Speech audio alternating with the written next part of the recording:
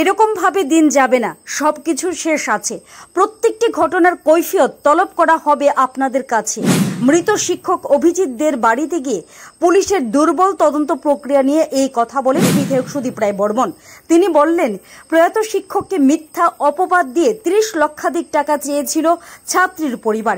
এর থেকে ভাগ পাওয়ার কথা ছিল পুলিশের, কিন্তু টাকা না দেওয়ায় এই হত্যাকাণ্ড সংঘটিত করেছে বলে দাবি সুদীপ রায় বর্মনের। তাদের থেকে মোটা অঙ্কের টাকা 30 লক্ষ টাকা দাবি করা হয় এবং বেধড়ক মারের প্রেক্ষিতে এবং পুলিশের যে ঘটনা, যে ভূমিকা, পুলিশ গিয়ে ওকে উদ্ধার করেছে ওখান থেকে, তারপর পুলিশ ওকে থানায় নিয়ে এসছে,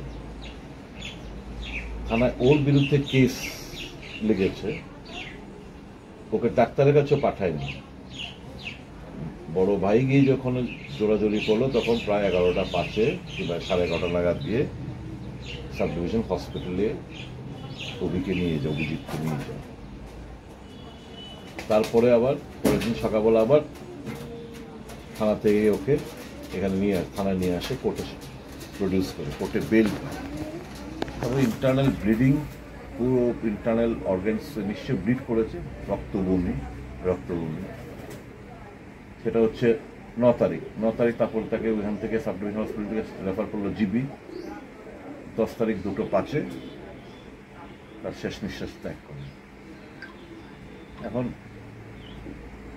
একজনকে আজকে নাকি শুনলাম অ্যারেস্ট করেছে এবং জুডিশিয়াল কাস্টডিতে পাঠিয়েছে। প্রশ্ন হচ্ছে, পুলিশ রিমান্ড চাইনি কেন? বাড়ির মধ্যে তো স্ত্রীর সামনে আরো অনেক লোক, সেকেন্ড রাউন্ড যখন ওকে বেধড়ক মারধর করা হয়েছে স্ত্রীর সামনে, তো পুলিশ তো গিয়ে এই সকলকে পেয়েছে, সকলকে দেখেছে, তো বাকি নামগুলো কেন পুলিশ এই যাকে অ্যারেস্ট করলো তার থেকে বাকি নামগুলো কেন সংগ্রহ করেনি? কেন পুলিশ রিমান্ড চায়নি? তো police hand in glass, police তাদের সঙ্গে যোগসাযোগ রয়েছে। পুলিশ হয়তো ওই 30 লক্ষ টাকার থেকে একটা ভালো মোটা অঙ্ক টাকা হয়তো পাওয়ার জন্য একটা প্রিপ্ল্যান মার্ডার হতে পারে। সেটা তো প্রিপ্ল্যান মার্ডার, কোনো সন্দেহ নেই যে এরা বিচার চাইছে, আমরা সবাই বিচার চাইছি। যা গেছে তো ওকে তো ফিরে আনা যাবে না। ক্লাস 9-এ পড়া একটা ছেলে, তার একটা উপযুক্ত একটা স্ত্রী, বড় ভাই রয়েছে, তাদের পরিবার রয়েছে, এই অভিজ্ঞতা ফিরে পাবে না। এখন আমরা সবাই তাকিয়ে থাকবো পরিবার যেন বিচারটা, সামান্য বিচারটুকু পায়, এটার দিকে আমরা তাকিয়ে থাকবো। পুলিশকে আমি বলবো, এভাবে কিন্তু দিন যাবে না।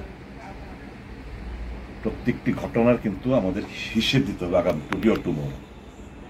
এরকমভাবে কিন্তু দিন যাবে না। সবকিছুর শেষ রয়েছে, সবগুলো কিন্তু মনে গেঁথে রয়েছে আমাদের। টুমরো আপনাদের কিন্তু কৈফিয়ত তলব করা হবে। প্রত্যেকটি ইনসিডেন্ট সারা রাজ্য জুড়ে যা করছে হিসাব হবে আপনাদের সাথে।